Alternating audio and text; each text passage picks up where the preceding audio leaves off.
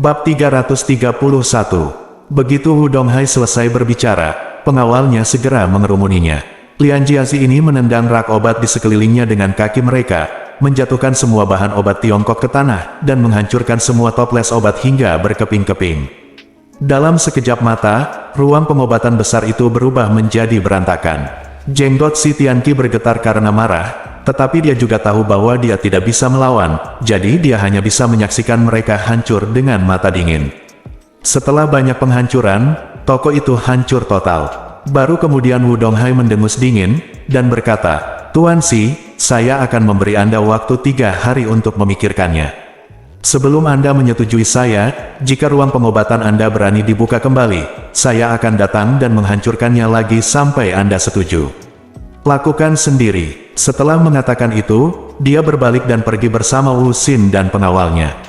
Melihat apotek itu hancur berkeping-keping, anak laki-laki dari Jishitang menangis dan berkata kepada si Tianqi, "Dokter Si, kenapa kita tidak memanggil polisi?"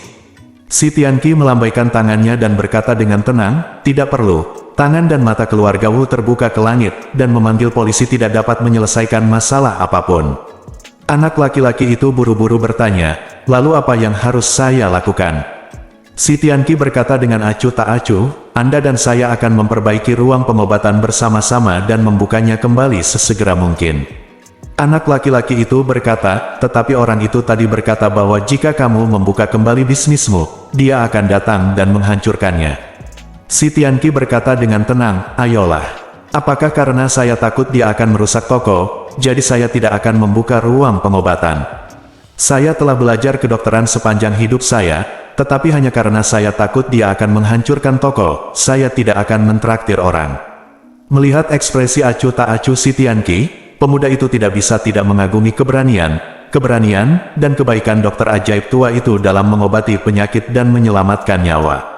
Jadi, dia buru-buru bertanya, "Apakah Anda ingin menelepon Sister Xiao Zhao dan memintanya untuk kembali secepat mungkin?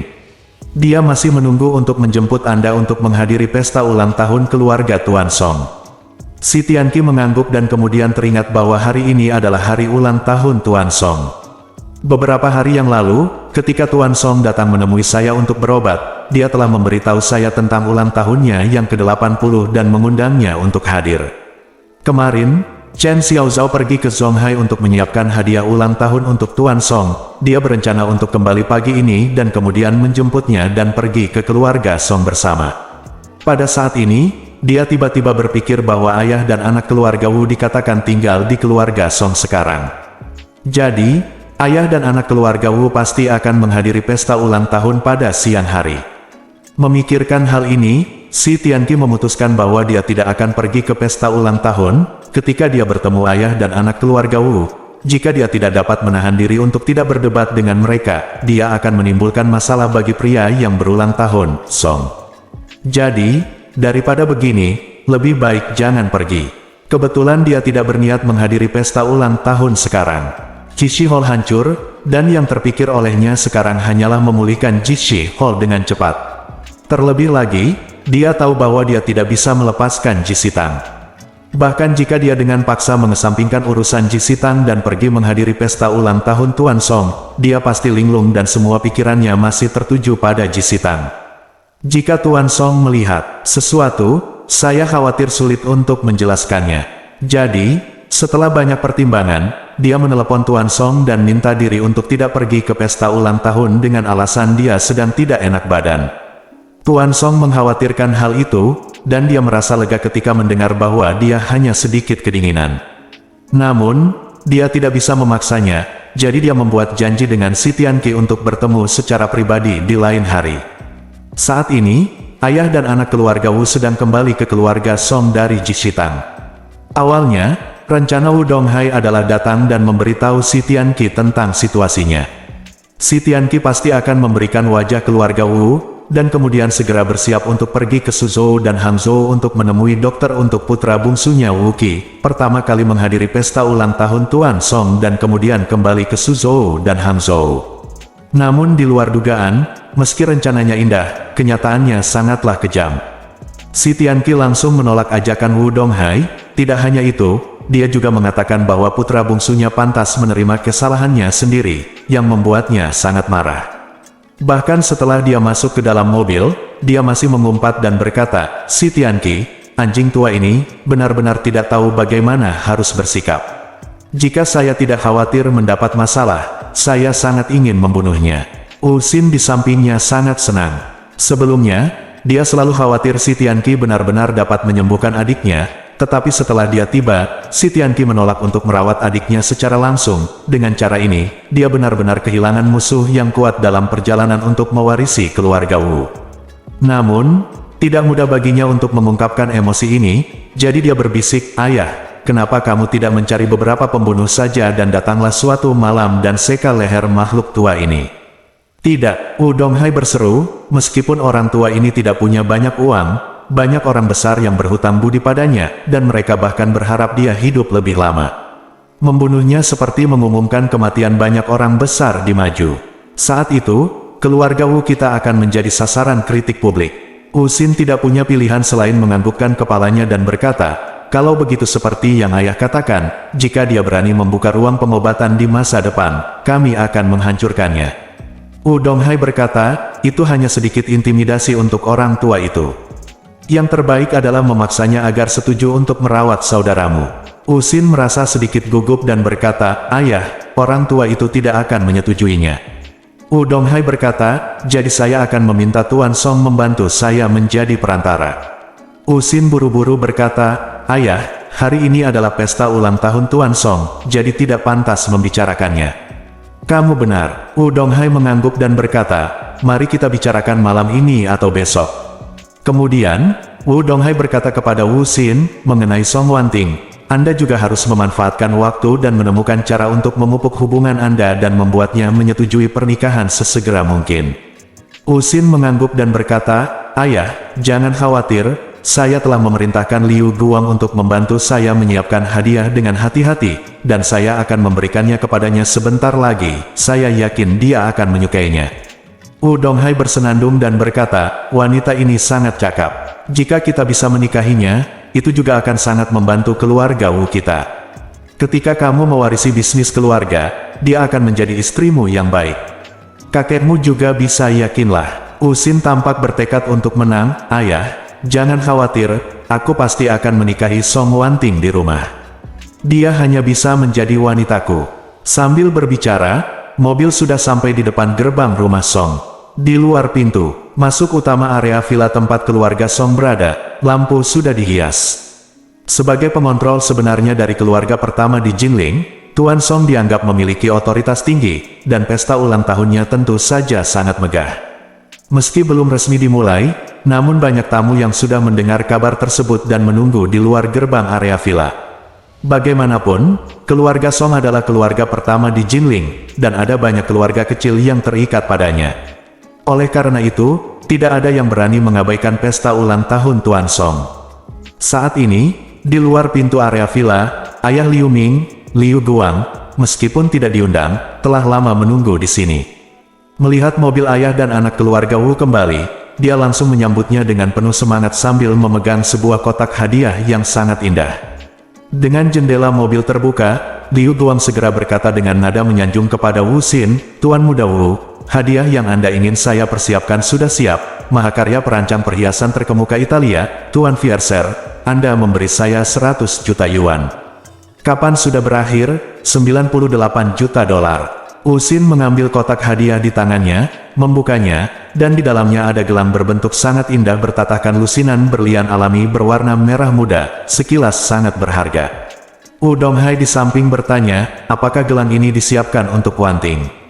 "Ya," Wu Xin berkata sambil tersenyum, "gelang yang dia kenakan sekarang terlihat sangat sampah. Mungkin nilainya tidak ratusan ribu. Saya yakin dia akan menyukai gelang yang saya berikan ini padanya." Bab 332. Wu Donghai melihat putranya telah melancarkan serangan yang jelas, mengangguk puas, dan memuji, "Tidak buruk, Xiao Xin, kamu telah belajar mengamati seluk-beluk dan menargetkan sasaran." Wu Xin berkata sambil tersenyum, "Ayah, aku telah bersamamu begitu lama, dan aku telah belajar sedikit darimu, tetapi dibandingkan denganmu, aku masih jauh tertinggal." Tidak, Wu Donghai berkata dengan serius, Anda dapat mengamati bahwa gelang Song Wanting relatif tua dan tidak berharga. Ini sudah merupakan kemajuan besar. Mampu membeli yang lebih baik khusus untuk menyenangkannya membuktikan bahwa Anda sedang melakukan sesuatu sekarang. Saya jauh lebih dewasa dan stabil, lumayan. Bagus sekali. Wu Xin sangat gembira ketika dia menerima pujian itu. Dia menatap mata pesek Liu Guang dengan sedikit kepuasan. Dia berkata sambil tersenyum, Liu Guang, gelang ini sangat cantik. Kamu melakukan pekerjaan dengan baik dalam masalah ini. Jika kamu bekerja keras bagiku di masa depan, aku tidak akan memperlakukanmu dengan buruk. Liu Guang berkata dengan hormat, ya, Tuan Muda, saya akan melakukan yang terbaik untuk melayani Anda. Setelah selesai berbicara, dia buru-buru menyerahkan cek lagi senilai 2 juta dan berkata, Tuan Muda, ini sisa 2 juta. Melihat sikap tulus Liu Guang, Wu Xin berkata dengan puas, kamu dapat mengambil 2 juta itu. Meskipun Liu Guang tidak peduli dengan 2 juta itu, dia juga menyadari bahwa ini adalah hadiah yang diberikan kepadanya oleh putra tertua keluarga Wu. Jadi dia segera mengangguk penuh semangat dan berkata dengan penuh terima kasih, putra tertua. Wu Donghai di samping memandang Liu Guang dengan sedikit penghargaan di hatinya. Di luar dugaan, Liu Guang ini tidak hanya memiliki sikap yang saleh, tetapi juga melakukan segala sesuatunya dengan lebih sederhana dan rapi. Apalagi dia adalah anjing pertama yang menyerah setelah keluarga Wu datang ke Jinling. Jadi Wu Donghai merasa bahwa dia harus memberi Liu Guang rasa manis yang nyata. Jadi dia berkata, Liu Guang, apakah kamu diundang ke pesta ulang tahun Tuan Song hari ini? Liu Guang tersenyum pahit dan berkata, Tuan Wu, sejujurnya, dengan status saya, bagaimana saya bisa diundang oleh keluarga Song? Faktanya, seperti Liu Guang, banyak orang yang sama sekali tidak memenuhi syarat untuk berpartisipasi dalam pesta ulang tahun Song, tetapi mereka masih bermimpi memiliki kesempatan untuk berpartisipasi. Pasalnya, pada pesta ulang tahun Tuan Song, semua tokoh terkemuka di Jinling diundang, merupakan suatu kemudahan yang unik untuk memperluas kontak di sini. Wu Donghai memandang Liu Guang, tersenyum tipis, dan berkata, kamu tidak bisa masuk sendiri, tetapi sekarang kamu adalah anggota keluarga Wu saya, maka saya akan membawa kamu masuk untuk melihat dunia, dan membiarkan orang-orang di Jinling tahu, kamu sekarang dia adalah anggota keluarga Wu. Liu Guang menunjukkan kegembiraan, terima kasih Tuan Wu karena telah memberi saya kesempatan ini. Saya pasti akan melakukan sesuatu untuk Anda dan Tuan Muda. Baginya, pesta ulang tahun keluarga Song bukanlah sesuatu yang memenuhi syarat untuk dia hadiri, dan sekarang Wu Donghai bersedia menerimanya. Ini saja sudah cukup membuatnya bersyukur. Saat ini, Wu Donghai berkata dengan tenang, oke, ayo masuk ke mobil. Ayo masuk dulu. Liu Guang buru-buru dan dengan hormat duduk di kursi kopilot, dan mengikuti ayah dan anak keluarga Wu ke villa keluarga Song. Mobil ayah dan anak itu baru saja berhenti di halaman villa keluarga Song. Begitu mereka turun dari mobil, mereka melihat Wanting Song bergegas keluar villa dengan mengenakan gaun merah yang sangat bermartabat. Hari ini, Wanting Song baru saja merias wajah dengan hati-hati, jadi dia lebih cantik dari biasanya. Wu Xin terpesona olehnya, dan dia kembali sadar setelah beberapa saat. Melihat Wanting Song telah masuk ke dalam mobilnya, dia buru-buru meraih pintu mobil Wanting Song dan bertanya, kamu mau pergi kemana? Song Wanting berkata tanpa ekspresi, saya akan menjemput tamu terhormat. Wu Xin berkata dengan nada menghina, tamu terhormat seperti apa yang pantas Anda inginkan agar Anda berkenan mengambilnya sendiri? Song Wanting berkata dengan tenang, tentu saja dia adalah tamu terpenting. Setelah mengatakan itu, Song Wanting berkata, tolong buka pintu mobilku, aku pergi. Wu Xin merasa sedikit marah. Tanpa diduga, dia dan ayahnya berada tepat di depan Wanting Song. Song Wanting sebenarnya mengatakan bahwa mereka memiliki tamu paling penting. Siapa lagi di Jinling yang lebih penting daripada dirinya dan ayahnya? Dengan kata lain, di Jinling, siapa yang memiliki wajah lebih dari keluarga Wu? Meskipun dia merasa sangat tidak bahagia, Wu Xin tetap berkata dengan sangat sopan, ngomong-ngomong, Wanting, aku khusus menyiapkan hadiah untukmu. Aku tidak tahu apakah kamu menyukainya atau tidak. Song Wanting mengerutkan kening dan berkata, Tuan Wu, Anda harus mengambil kembali hadiah itu. Saya tidak membutuhkan apapun, jadi Anda tidak perlu mengeluarkan banyak uang. Selain itu, saya tidak dapat menerima hadiah Anda begitu saja. Wu Xin buru-buru mengeluarkan kotak hadiah yang diberikan Liu Guang kepadanya dan berkata dengan serius, mengapa kamu begitu sopan padaku? Terutama karena aku melihat tali tua di tanganmu beberapa kali. Aku kasihan padamu, kamu yang agung nyonya dari keluarga Song, bagaimana kamu bisa memakai perhiasan yang kasar dan vulgar seperti itu? Berbicara tentang ini, Wu Xin telah mengeluarkan gelang yang dibelinya, dan berkata, gelang ini adalah mahakarya desainer perhiasan Italia Fiercer. Ini adalah satu-satunya di dunia, dan nilainya lebih dari 100 juta. Saya membelinya khusus untukmu. Hanya gelang semacam ini yang cocok dengan identitas dan temperamenmu. Tali sampah di tanganmu seharusnya sudah lama dibuang ke tempat sampah. Wu Xin awalnya mengira bahwa semua wanita di dunia menyukai perhiasan, terutama perhiasan mahal, sehingga Wanting Song tidak boleh dikecualikan dari kebiasaan ini. Oleh karena itu, gelang yang dibelinya dengan harga mahal pasti akan menyentuh hati Song Wanting. Namun, dia tidak menyangka wajah Song Wanting tiba-tiba menjadi gelap setelah mendengar apa yang dia katakan.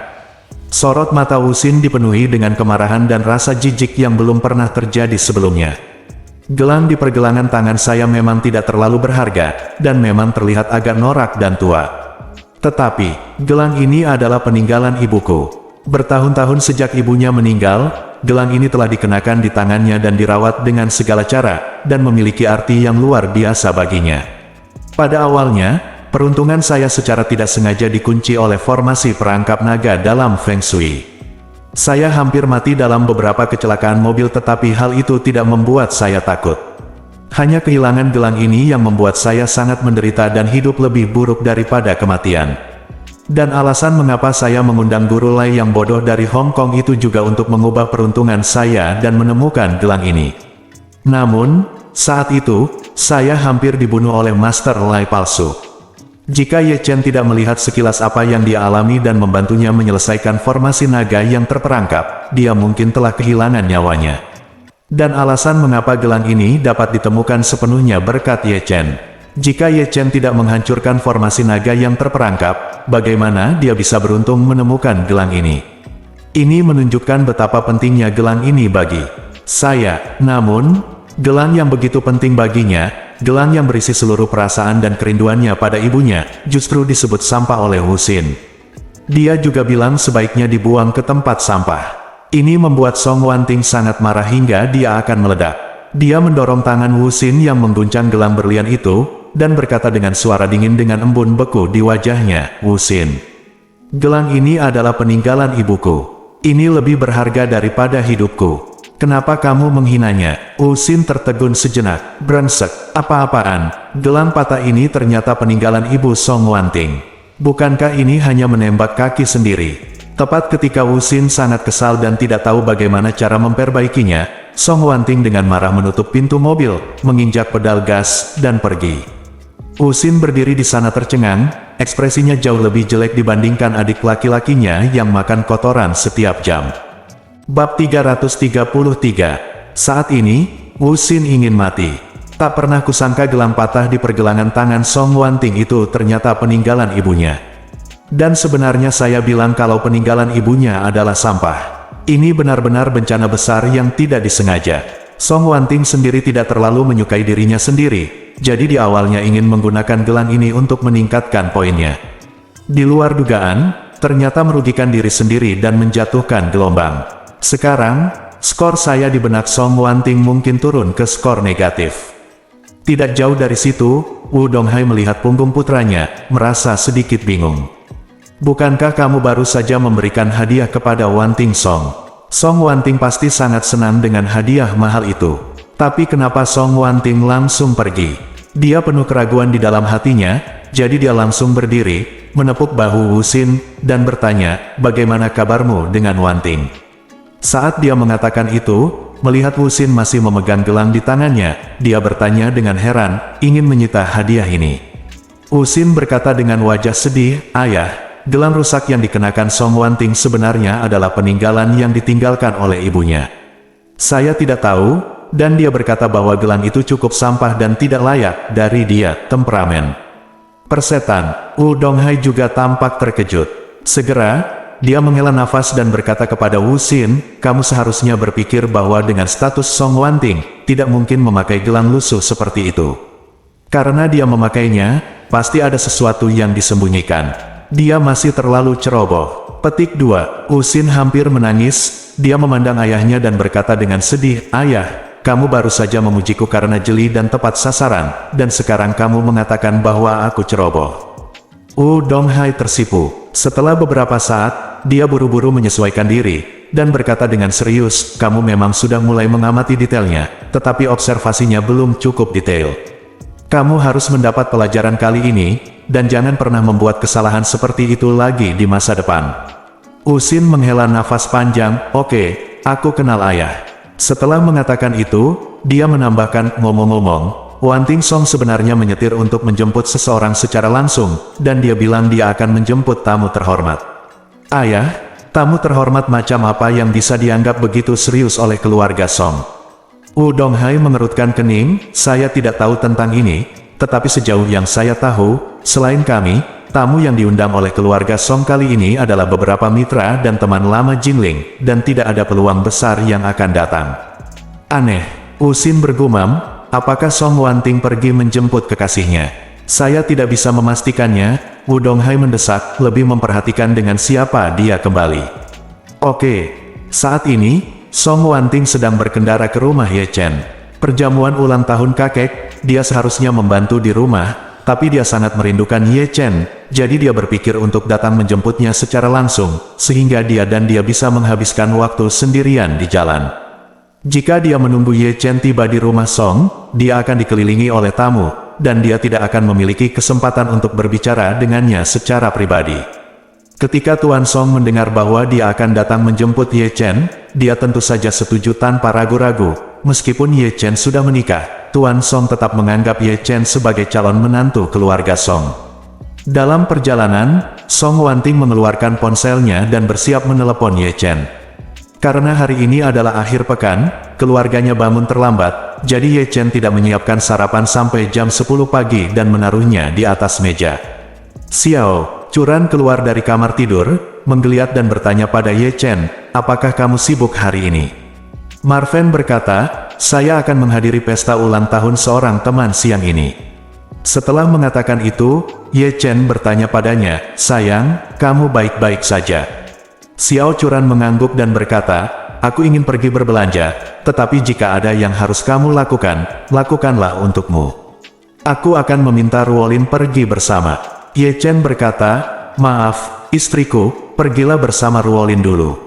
Aku akan menemanimu lain hari." Xiao Curan tersenyum tipis, "Ya, oke."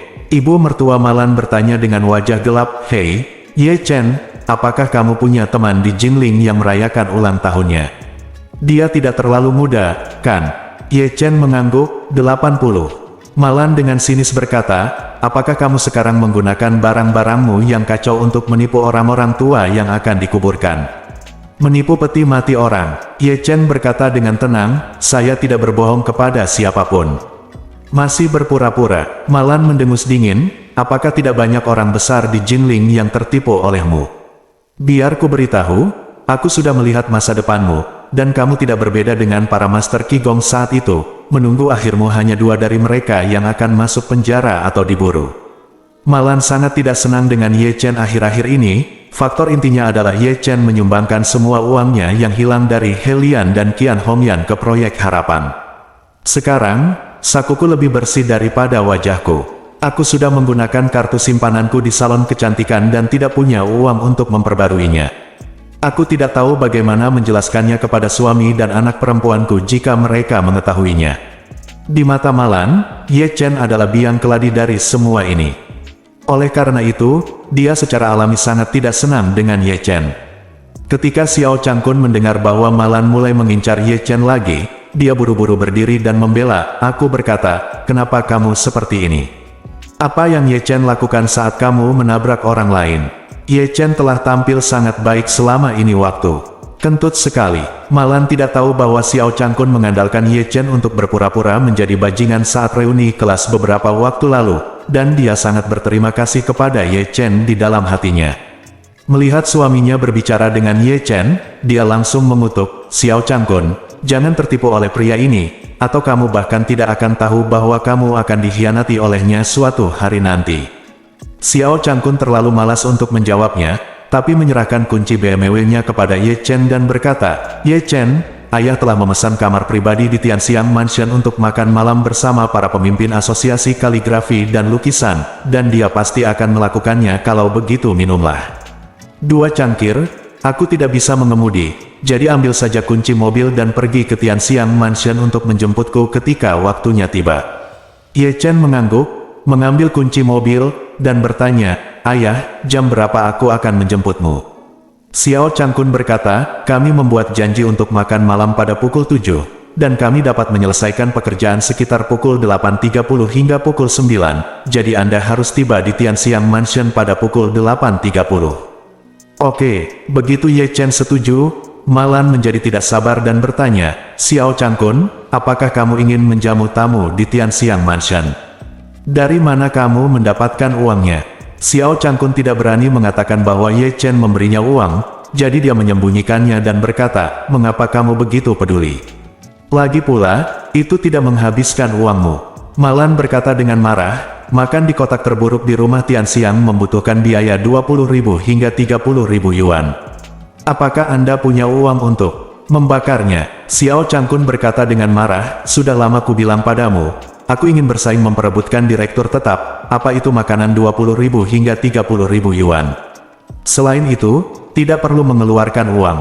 Malan sangat marah dan berseru, 20.000 yuan cukup bagi saya untuk pergi ke salon kecantikan untuk beberapa perawatan wajah dan tubuh. Anda benar-benar menggunakan uang ini untuk mentraktir tamu makan malam. Xiao Changkun berseru, "Kamu menghabiskan 10.000 hingga 20.000 yuan sebulan di salon kecantikan, dan aku tidak menghentikanmu. Kamu memiliki lebih dari 2 juta yuan di rumah. Kamu membelanjakan milikmu, dan aku membelanjakan milikku. Aku memintamu untuk uang. Jika saya tidak memberikannya, apakah Anda masih peduli dari mana saya mendapatkan uang dan apa yang saya lakukan?" Malan segera dihentikan oleh Xiao Changkun. 2 juta anggota keluarga itu memang milik saya, tetapi sekarang saya telah menyumbangkannya ke proyek harapan. Aku bahkan tidak punya uang untuk pergi ke salon kecantikan untuk melakukan perawatan wajah sekarang. Jika hanya 20.000 yuan untuk makanan dapat digunakan untuk membuat wajah saya sendiri. Bab 334. Ye Chen melihat penampilan Malan di matanya, dan tertawa di dalam hatinya. Dia tahu bahwa Malan sangat kekurangan uang. Dia biasanya menghabiskan uang secara boros, tetapi sekarang dia tiba-tiba miskin, dia pasti merasa sangat sedih. Sekarang, Malan pasti semakin tertekan melihat Xiao Changkun pergi ke rumah Tianxiang untuk menjamu tamu makan malam. Benar saja, Malan berseru kepada Xiao Changkun, "Tidak, beri aku uang yang kamu butuhkan untuk makan." "Kenapa?" Xiao Changkun menjadi tidak sabar, dan berseru, "Malan, aku peringatkan kamu untuk tidak pergi terlalu jauh. Uangnya ada di tanganmu, jadi tidak apa-apa jika kamu tidak memberikannya kepadaku, dan sekarang kamu mau untuk memintanya kepadaku." Malan memikirkan sesuatu dan berkata dengan ragu-ragu, "Tidak bisakah kamu pergi ke tempat yang lebih murah? Sekalipun biaya makannya 10.000 yuan, berikan saja saya 10.000 yuan lainnya." Xiao Changkun berkata dengan marah, "Kamu punya banyak uang, mengapa kamu bersikeras meminta 10.000 yuan dariku?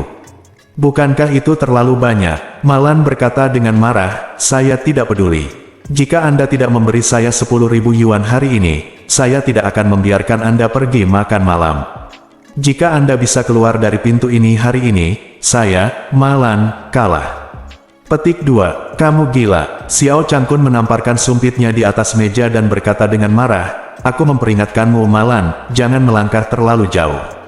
Aku berhasil mengeluarkan presiden dan yang lainnya, dan aku sudah memilih tempat dan memberi tahu mereka.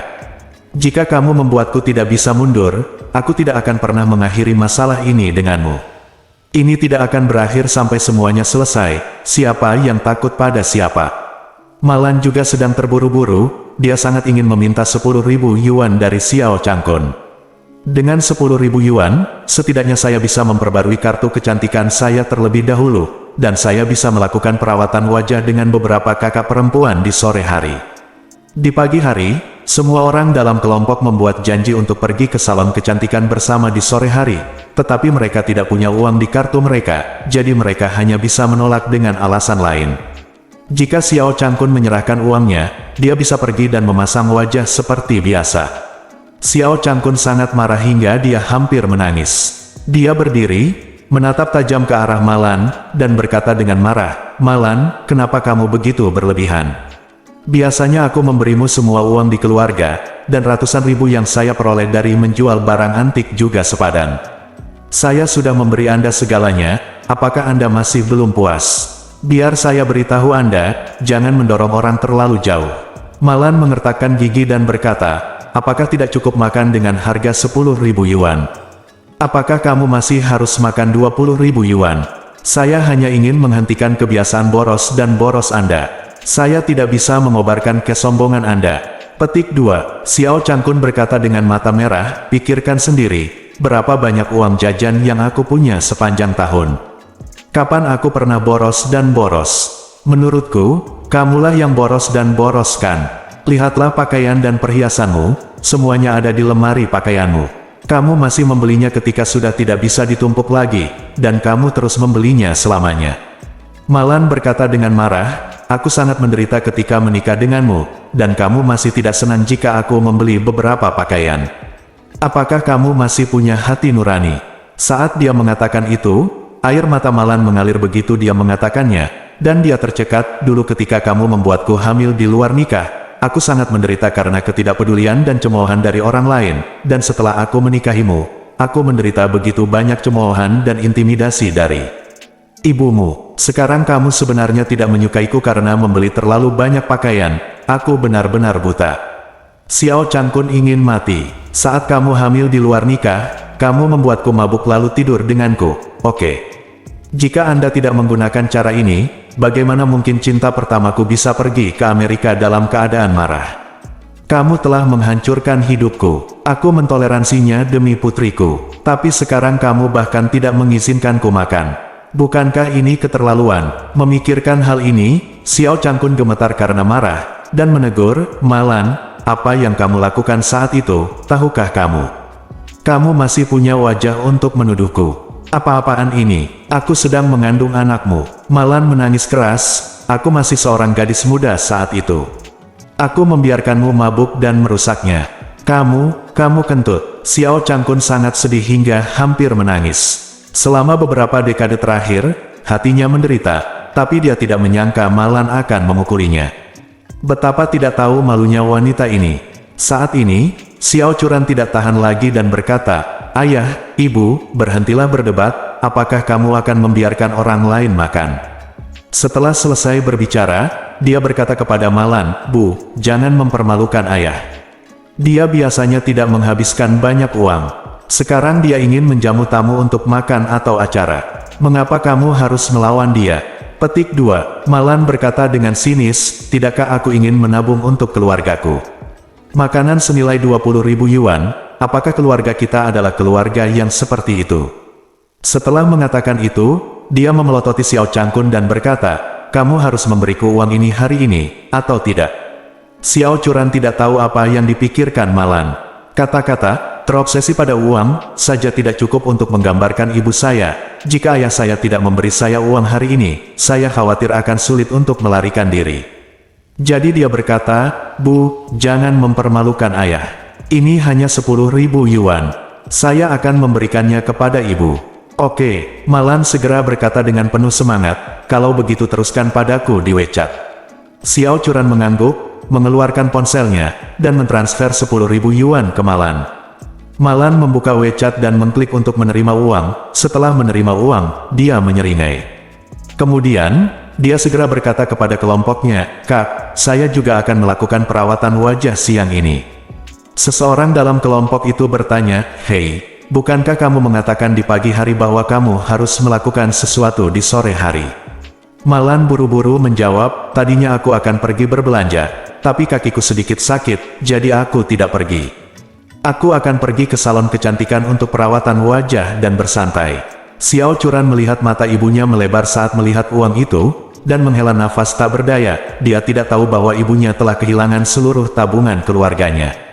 Pada saat ini, ponsel Ye Chen yang diletakkan di atas meja tiba-tiba bergetar. Song Wanting lah yang menelepon. Ye Chen mengangkat telepon untuk menjawab, dan kemudian mendengar suara Song Wanting yang lembut dan menyenangkan. "Tuan Ye, saya akan tiba di rumah Anda dalam 10 menit, kapan waktu yang tepat bagi Anda untuk turun?" Marven berkata, "Tunggu aku sebentar. Setelah keluarga selesai sarapan, aku akan turun setelah membereskan piring." "Baiklah, kalau begitu aku akan menunggumu di gerbang komunitas."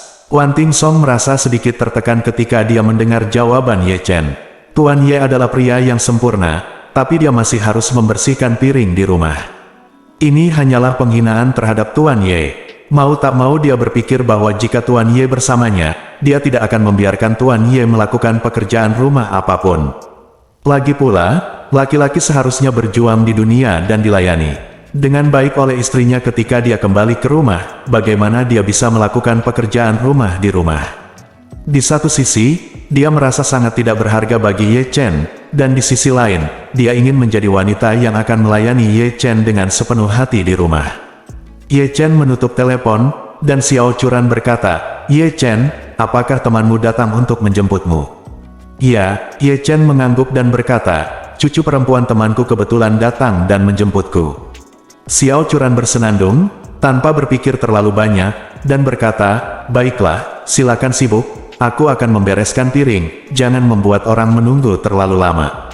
Ye Chen buru-buru berkata, "Tidak apa-apa, istriku, biarkan dia menunggu sebentar, aku akan selesai berkemas sebelum pergi."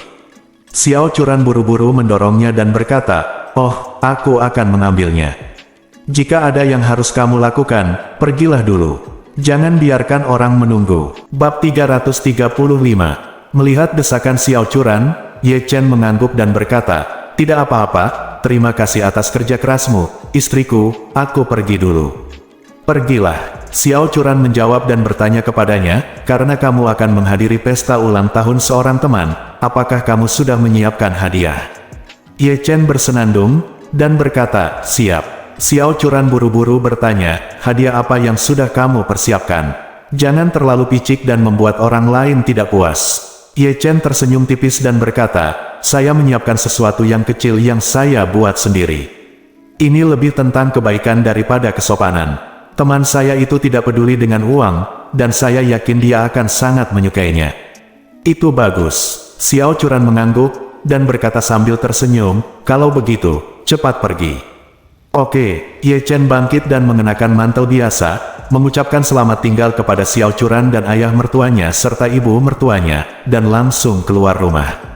Begitu Ye Chen pergi, Malan meletakkan ponselnya dan berkata kepada Xiao Churan dengan wajah serius, "Churan, kenapa kamu semakin terbiasa dengan Ye Chen? Apa gunanya dia, pecundang, selain melakukan pekerjaan rumah? Biasanya aku berharap dia bisa melakukan lebih banyak pekerjaan rumah, tapi kamu beruntung, kamu bahkan tidak membiarkan dia melakukan pekerjaan rumah."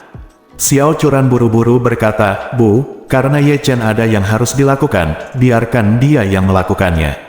Aku akan mengurus hal-hal seperti membersihkan piring dan sumpit nanti, itu bukan masalah besar."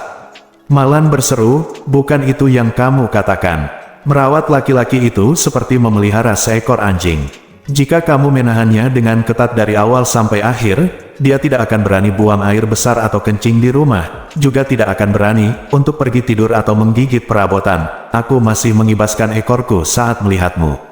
Setelah berbicara, Malan berkata dengan sangat serius, "Tetapi jika kamu sedikit melonggarkan disiplinnya, dia tidak hanya akan menendang hidung dan wajahnya, tetapi suatu hari nanti mungkin akan menggigitmu kembali. Lihat berapa tahun ayahmu memintaku untuk melakukannya, mendisiplinkanmu, patuh." Ketika Xiao Changkun mendengar ini, ekspresinya bisa menjadi jelek, dan dia mengutuk dalam hati, "Sialan, kenapa kamu memperlakukanku seperti anjing bersamamu jalan?" Namun, Xiao Changkun tidak berani berbicara ketika dia sedang marah padanya. Jika dia tidak bahagia, dia hanya bisa menahannya di dalam hatinya. Xiao Churan memandang ayahnya dengan penuh simpati dan berkata tanpa daya, "Bu, aku akan mengemasi piring dan pergi keluar." Setelah selesai berbicara, dia mengabaikan Malan dan pergi ke dapur dengan membawa mangkuk dan sumpit.